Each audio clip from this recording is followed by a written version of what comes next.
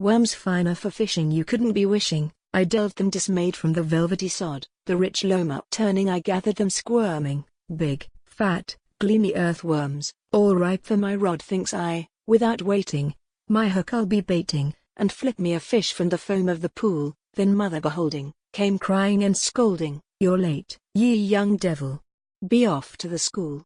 So grabbing me bait tin I dropped them fat worms in, with globs of green turf for their comfort and cheer, and there, clean forgotten, no doubt dead and rotten, I left them to languish for nigh on a year. One day to be cleaning the byre I was meaning, when seeing that old rusty can on the shelf, says I, to my thinking, them worms must be stinking begorra. I'd better find out for myself. So I opened the tin, held my nose and looked in, and what did I see?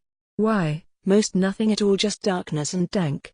And a something that stank, tucked down in a corner, a greasy grey ball. My worms, no, not dead, but thin as a thread, each seemed to reproach me, protesting its worth. So softly I took them and tenderly shook them back into the bosom of mothering earth. I'm now in the city, 'tis grand, but I pity the weariful wretches that crawl in its grime, the dregs and the scum and the spawn of the slum, and the poor little children that's cradled in crime. Sure I see them in terms of my pitiful worms, surviving despite desperation and doom, and I wish I was God, with a smile and a nod to set them all down in a valley of bloom, saying, let these rejoice with a wonderful voice for mothering earth and for fathering sea, and healing of sun, for each weariful one of these poor human worms is a wee bit of me.